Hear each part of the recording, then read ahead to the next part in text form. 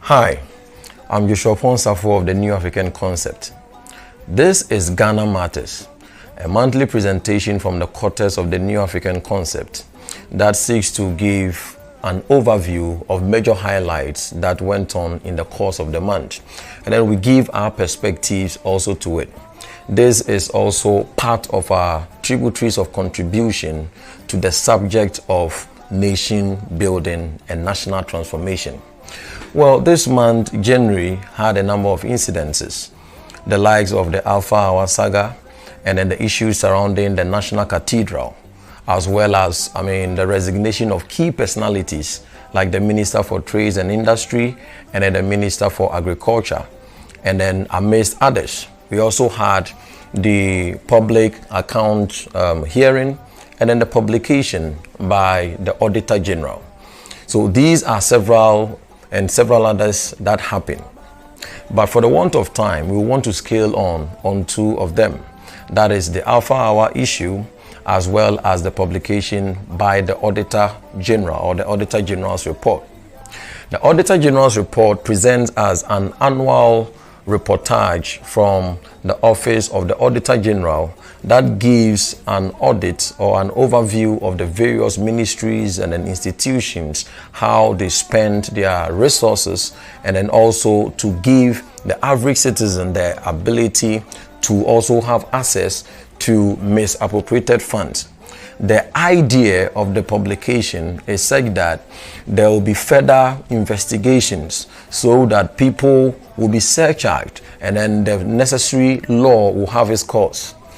But Ghana with all these publications, it has gone nowhere. Unfortunately, it has become a funny but sad religious activity, or shall I say political activity, where every year it is being published. I pretty much remember that in 2020, the 2021 reportage that gave on 2020, there was a misappropriated fund totaling 12.5 billion Ghana cedis that weren't accounted for. And there was no action plan.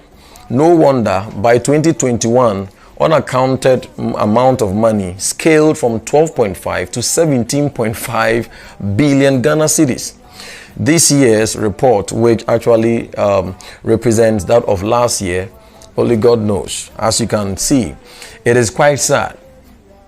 City News have presented that currently Ghana, we are on a debt level of 575 billion Ghana cedis, and our debt to GDP ratio has skyrocketed to about 93.5%. What am I saying? All these pulls in to draw the attention that Ghana is not healthy. We are sitting on a ticking time bomb, and we cannot just allow partisanship, religious sentiments, tribalism, and stuff like that to hold our country hostage. Our leaders have formed an unfortunate cartel, and then they are draining the country en masse, and the masses are on the suffering end, and then we are crying out and then screaming. No, I don't think that we must continue business as usual. But once again, we must admit that there is a poverty of leadership or a leadership crisis. However, in a democratic setting like that of Ghana, citizenship failure always precedes leadership failure. So instead of just folding our arms and praying and hoping that some messianic leader will fall from space, either Jupiter or Saturn or Pluto perhaps, to take us to the promised land, what we have to do is that we will have to take the nation into our hands and build. Nations are built on the act of intentionality. Some way, somehow, we are only hoping that miraculously we will get there. It does not work that way. So what we are saying as the New African Concept, we believe that nations are not successful because of their natural resources. Natural resources are only bonuses to any nation. Nations are not successful even because of their geographical locations. Nations are successful because of the quality of their value systems. Weak value systems equals weak nations. Poor value systems equals poor nations, and rich value systems definitely will equal rich nations. If we want to build our country Ghana and make her great and strong, then what we've got to do is that we have to all come together and then work towards it. And the quest is that we must take a serious reprogramming. Ghana is beyond repairs. It must be literally recreated. We must be committed to rebuilding the ethical foundations of our beloved country.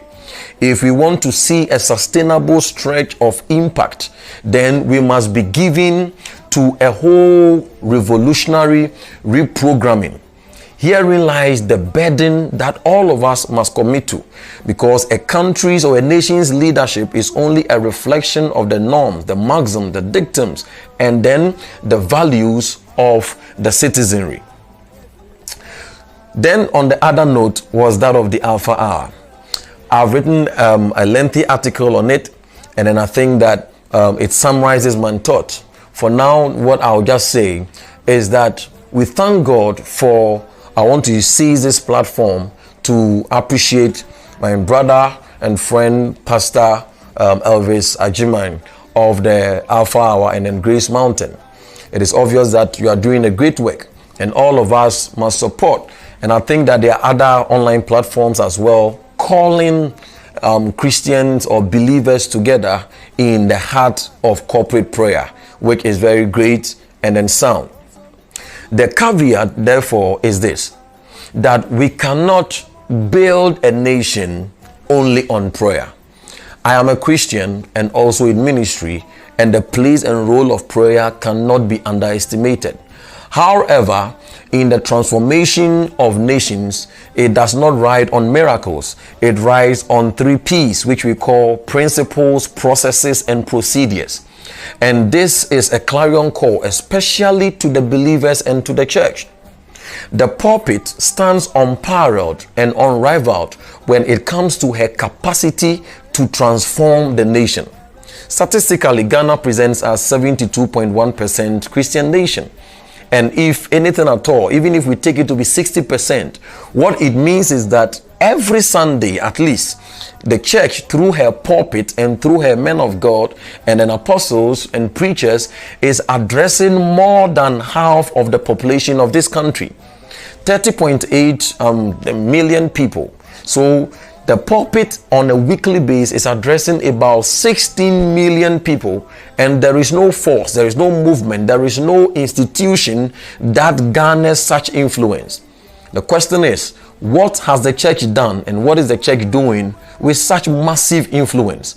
I think it is about time that we go back to the drawing board. That yes, we must pray. Yes, we must seek for miracles. However, after the prayers, it is time to work. Is it not sad that after all these prayers, we go to our offices and then we are corrupt? We are morally decadent, and then there is nothing good to write home about.